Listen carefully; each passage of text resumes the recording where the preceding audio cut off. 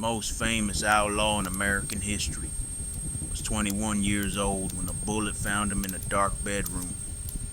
He had been at war since he was 18. Half the country knew his name. And the whole thing, every gunfight, every dead lawman, every year on the run, started because somebody murdered the one man who had ever been decent to him. His name was Billy the Kid. The war was real, and the true story is better than any movie they've made about it. Stay with me. It's worth the ride. Strip away the legend, and you find an orphan. Henry McCarty. Small for his age, quick to laugh, could read and write in a territory where most men couldn't. His mother died of tuberculosis when he was 14. Nobody wanted him.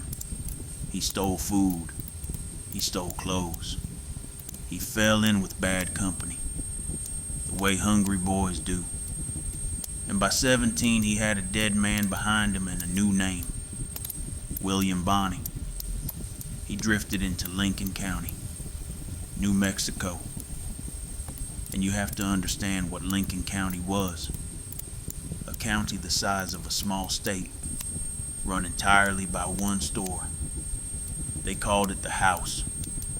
It set the prices, held the government contracts, owned the sheriff, and owned the courts.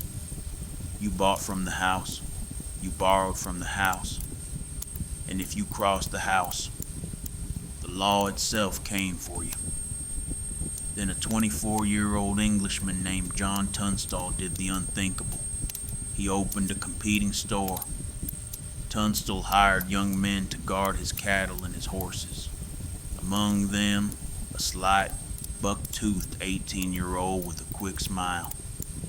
Tunstall paid him honest wages, gave him a horse, a saddle, something nobody else ever had: respect.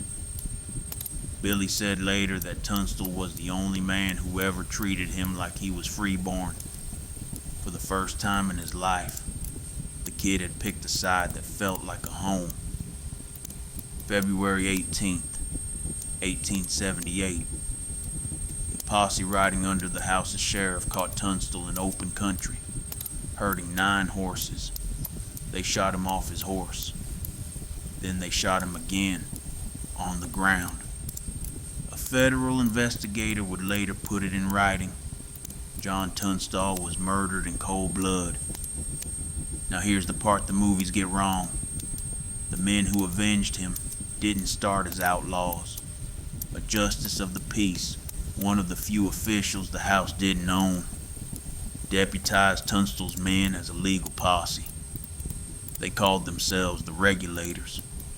Billy rode with them, and for a few weeks, the warrants in their saddlebags were real. But Lincoln County had 2 laws now. The house had its sheriff and its courts. The Regulators had their justice of the peace and their warrants. Both sides could arrest each other. Both sides could kill each other. Legally, on paper. Think about that. Every man in that county could tell himself he was the law. The Regulators caught 2 of the men who killed Tunstall. Both died on the ride back. Then, on the 1st of April, they did the thing there was no coming back from. They gunned down the sheriff himself on Lincoln's only street. Whatever they had been at the start, the warrant and the vengeance had become the same thing. Billy was 18 years old, and he was now wanted for killing a lawman. The war burned through the summer of 1878, ambush for ambush, and in July it all came down to 5 days in the town of Lincoln. 60 Regulators against 40 house men, shooting across one dusty street. For 4 days, a stalemate. On the 5th day, the army arrived from a nearby fort with a cannon and a Gatling gun, and parked them facing the house where the Regulators' leader Alexander McSween was holed up with Billy and a dozen others. Then the house was set on fire. The defenders held on, room by room, as it burned through the afternoon. When dark came, they ran for the river. Some made it. Billy made it. McSween, a lawyer who through the whole war had refused to carry a gun, walked out into his own yard and was shot down. Unarmed. The house had won. The war was over. And a teenager with a price on his head was left holding the bill for all of it. Washington finally noticed. The president fired the territorial governor and sent a new one, General Lew Wallace, a Civil War hero who spent his Santa Fe evenings writing a novel by lamplight. You may have heard of it. Ben-Hur. Wallace proclaimed an amnesty for the war's fighters, except anyone already under indictment, which, thanks to the sheriff's killing, meant almost nobody but Billy.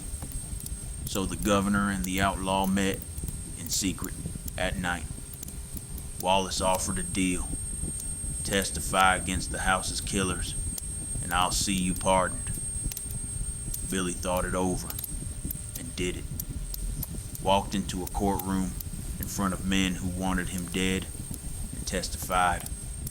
The kid kept his end. The government didn't. The local prosecutor, a house man, ignored the deal. Wallace went back to his novel and let it die. And Billy promised a pardon and handed a noose, slipped his irons and rode. He stayed loose for almost 2 years, until a new sheriff named Pat Garrett ran him down in December of 1880. The trial was quick. Out of a war with dozens of killers on both sides, exactly one man was ever convicted, William Bonney, for the sheriff, sentenced to hang. 2 weeks before the rope, in April of 1881, he killed his 2 guards and rode out of Lincoln. The whole territory knew his name. He had 3 months to live. He could have run to Mexico. Everyone said so. Instead, he drifted back to the one place that felt like those Tunstall days, Fort Sumner, where he had friends and a girl. And if that name sounds familiar, it should. Fort Sumner is where Oliver Loving died, the man whose partner hauled him 600 miles home to keep a promise. That story's on this channel. Small country, the Old West. The same dust keeps the same stories. July 14th, 1881, past midnight. Billy walked into a dark bedroom to ask his friend Pete Maxwell a question, not knowing Sheriff Pat Garrett was sitting in the shadows. Billy sensed someone there. "Quién es?" he asked. "Who is it?" Garrett fired first. 21 years old. They buried him at Fort Sumner the next day, and he's there now. Though I'll tell you, 70 years later, an old Texan called Brushy Bill stood up and swore he was Billy, escaped and grown gray. The historians looked hard, and they say no. But the legend never could stay buried. Here's the truth of it. Billy wasn't a devil, and he wasn't a hero. He was a boy with quick hands and a quicker heart, who got handed a war instead of a chance. He was loyal to a dead man's memory, in a country where loyalty had no brakes, and it carried him somewhere no code should go. Ride for the brand, but know where the trail ends. That's the story. There's more trail out there than we'll ever ride. So come on back to the campfire soon and we'll tell another one.